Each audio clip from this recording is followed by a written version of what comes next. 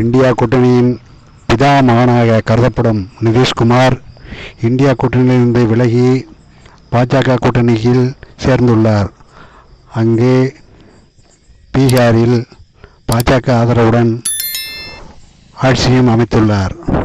மேலும் உத்தரப்பிரதேசத்தில் உள்ள மக்கள் சக்தி வாய்ந்த செல்வாக்குமிக்க ராஷ்டிரிய லோக்தள் கட்சியும் இந்தியா கூட்டணியிலிருந்து விலகியுள்ளது.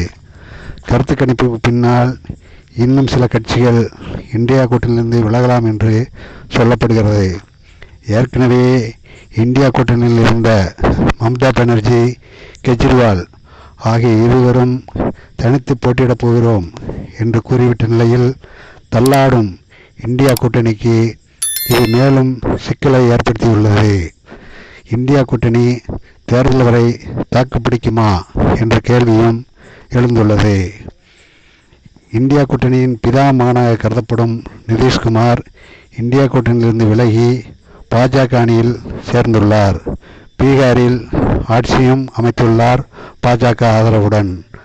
உத்தரப்பிரதேசத்தில் உள்ள சக்தி வாய்ந்த மக்கள் செல்வாக்குமிக்க ராஷ்டிரிய லோக்தள் கட்சியும் இந்தியா கூட்டணியிலிருந்து விலகியுள்ளது. மேலும் சில கட்சிகள் கருத்து கணிப்புக்கு பின்னால் விலகலாம் என்று சொல்லப்படுகிறது.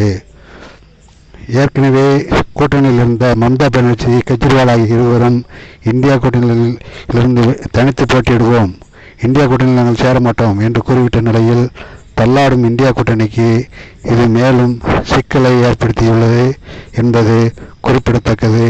நன்றி, வணக்கம்.